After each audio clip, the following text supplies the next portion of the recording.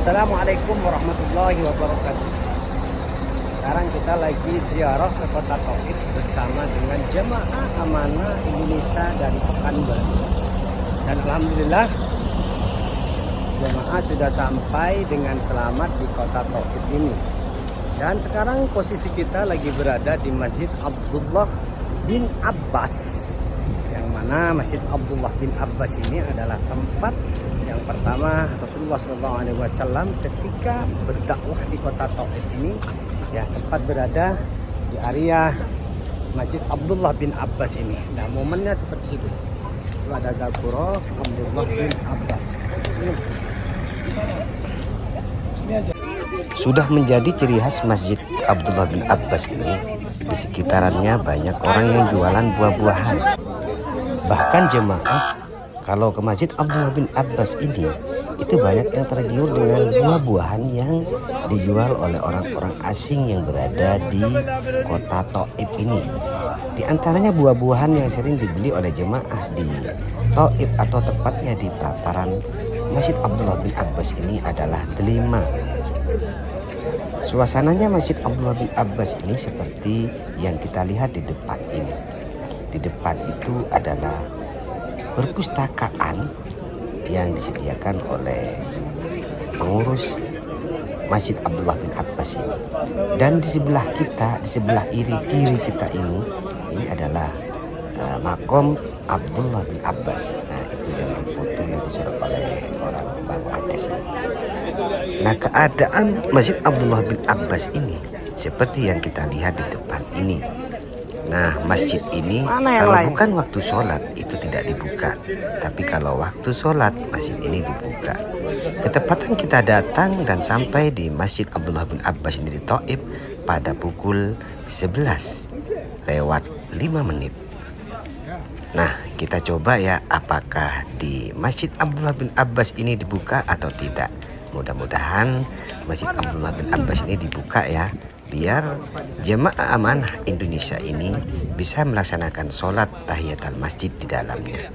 Atau paling tidak menunggu sholat duhur di Tauhid atau di Masjid Abdullah bin Abbas ini. Dan kita lihat jemaah kita lagi jalan-jalan mencari masjid khusus perempuan. Nah, kita kasih tahu di mana masjid perempuan dan di mana kamar mandi buat perempuan. Di Masjid Abdullah bin Abbas ini ada 2 kamar mandi, ada 2 tempat WC, yang mana WC satu untuk pria dan WC satunya untuk wanita. Tapi sering terjadi WC wanita di Masjid Abdullah bin Abbas ini sering berdesakan. Kadang jemaah ngantrinya sampai keluar karena memang tempatnya terbatas. Nah, beginilah saudara-saudariku keadaan Masjid bin Abbas ini. Abdullah bin Abbas ini masih natural dan masjid ini berbasis seperti masjid-masjid kuno pada umumnya. Dari luar kita melihat bagaimana ya indahnya Masjid Abdullah bin Abbas ini. Dan mari kita coba ikutin ya channel ini ya. Dan jangan lupa di subscribe channel ini sebelum Anda selesai menonton video ini, agar kami bisa lebih giat lagi menginformasikan bagaimana keadaan dan situasi kota Mekah, Jeddah, dan sekarang Tauhid. Nah, seperti ini pintu masuk Masjid Abdullah bin Abbas ini. Kita coba lihat di dalamnya seperti apa. Ya, Masjid Abdullah bin Abbas ini ya, yaitu masjid jami'nya orang-orang penduduk Tauhid. Wow, ternyata di dalam Masjid Abdullah bin Abbas ini luasnya sangat luar biasa. Bentuknya masjid ini sangat unik karena berbentuk kotak yang memanjang. Di dalamnya pun juga unik seperti yang kita lihat di depan kita ini. Di dalamnya terdiri dari 2 sisi, sisi pertama dan sisi kedua. Masjid ini didirikan pada tahun 592 Hijriah. Masjid ini telah mengalami perkembangan dalam periode yang berbeda. Awalnya masjid ini dibangun kembali dan diperluas selama era kerajaan Arab Saudi oleh Raja Saud. Kemudian pada masa Raja Faisal bin Abdul Aziz, masjid ini diperluas menjadi 15.000 meter persegi. Dan Masya Allah ya, sekarang masjid ini bisa menampung sekitar 3.000 jemaah. Dan di masjid ini banyak dilakukan agenda keislaman seperti salat, pertemuan, salat id, seminar, dan ceramah. Dan juga yang menjadi ciri khas di dalam Masjid Abdullah bin Abbas ini adalah sholat jenazah. Jadi 2 sejam biasanya sebelum sholat 5 waktu dilaksanakan, maka seperti yang kita lihat di depan ini, ada jenazah yang akan disolatkan di dalam Masjid Abdullah bin Abbas ini yang lagi ditunggu oleh keluarganya yang berada di depan kita itu. Biasanya para pengunjung di saat berada di Masjid Abdullah bin Abbas ini penasaran dengan makam Abdullah bin Abbas. Nah, mari kita keluar ya untuk melihat keadaan Masjid Abdullah bin Abbas ini. Sekarang kita lagi berada di pelataran area Masjid Abdullah bin Abbas. Suhu di siang ini udah dingin ya. Di sini termasuk sejuk karena ada di dataran tinggi. Hal tersebut menambah kenyamanan jemaah setelah meninggalkan kota Mekah yang cukup panas. Kota Taif ini sendiri berjarak sekitar 90 km dari Mekah. Dan kita sekarang lagi berada di pelataran Masjid Abdullah bin Abbas yang bentuknya masjid ini cukup unik karena berbentuk kotak ya.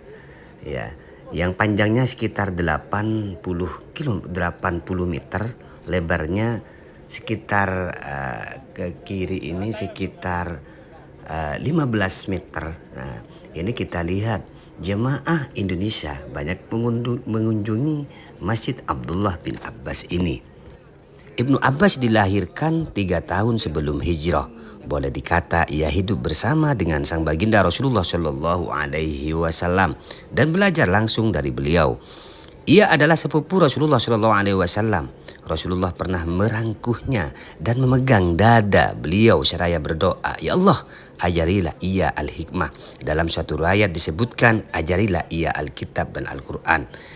Suatu ketika Ibnu Abbas ingin mengetahui secara langsung bagaimana cara Rasulullah Shallallahu Alaihi Wasallam sholat. Nah, kegigihan Abdullah bin Abbas ini dari kecil sudah terlihat dan ingin belajar langsung dari sang baginda Rasulullah Shallallahu Alaihi Wasallam. Di sebelah kanan ini adalah makam. Biasanya jemaah banyak memanjat tembok ini untuk mengetahui makam Abdullah bin Abbas. Makam ini terlihat hanya ditandai oleh batu bata yang berada di sebelah kanan kita ini. Bangunan permanen berupa tembok atau kijing sebagai penanda makam sahabat yang masih kerabat Nabi Muhammad SAW. Ketika Ibnu Abbas berumur 13 tahun, Rasulullah Shallallahu Alaihi Wasallam wafat. Ia langsung merasa kehilangan, tapi hal ini tidak menjadikan kesedihannya berlarut-larut. Ia memantapkan hati untuk nyantri kepada para sahabat Rasulullah Shallallahu Alaihi Wasallam, di antaranya Abu Bakar As-Siddiq. Setiap hari dengan sabar ia menunggu para sahabat pulang dari kerja kesehariannya atau dakwahnya. Bahkan kalau sahabat tadi kebetulan sedang beristirahat, Ibnu Abbas dengan sabar menanti di depan pintu rumahnya, bahkan hingga tertidur. Ini saking gigihnya Abdullah bin Abbas ini untuk thalabul ilmi, untuk menuntut ilmu. Dan sesuai doa Rasulullah SAW, Ibnu Abbas mendapatkan banyak ilmu. Ketekunannya belajar membuatnya menjadi seorang ulama yang besar, mumpuni. Ia dijuluki sebagai tintanya umat dalam menyebarkan tafsir dan fikih. Bahkan Ibnu Umar pernah berkata kepada salah seorang yang bertanya mengenai suatu ayat kepadanya, "Berangkatlah menuju Ibnu Abbas, lalu tanyakanlah kepadanya, sebab ia adalah sisa sahabat yang masih hidup yang paling mengetahui wahyu yang diturunkan kepada sang baginda Nabi Muhammad SAW." Nah, ini saking alimnya Abdullah bin Abbas atau yang dikenal dengan Abdullah ibnu Abbas. Di masa pemerintahan Ali bin Abi Thalib radhiyallahu an, Ibnu Abbas mengajukan permohonan untuk berdakwah kepada kaum Khawarij melalui dialog dan diskusinya yang intens. Ini adalah menunjukkan bahwa Abdullah bin Abbas ini cendekiawan. sekitar 12.000 dari 16.000 Khawarij bertobat dan kembali kepada ajaran Islam yang benar. Inilah kepintaran daripada Abdullah bin Abbas ini. Dan di sini saudara-saudariku, kita melihat ya, orang yang jualan buah-buahan yang berada di kanan kiri kita. Ini menjadi ciri khas di kota Taif ini atau di depan di pelataran Masjid Abdullah bin Abbas ini. Ini sebagai ciri khas saja. Tujuannya kita ke Masjid Abdullah bin Abbas ini bukan hanya untuk buah-buahan ini, tapi kita menapak tilas perjuangan dari sang baginda Rasulullah SAW ketika berdakwah di Taif ini. Namun penduduk Taif tidak menerima dakwah sang baginda Rasulullah SAW.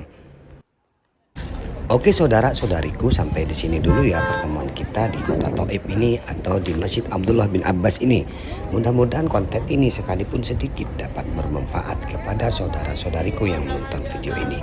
Jangan lupa di-subscribe channel ini dan di-share sebanyak-banyaknya agar kami lebih giat lagi membuat vlog atau konten yang lebih bermanfaat dari konten-konten sebelumnya. Dari kota Taif atau dari pintu gerbang Masjid Abdullah bin Abbas kami laporkan. Dari Taif kami mengucapkan Wassalamualaikum warahmatullahi wabarakatuh.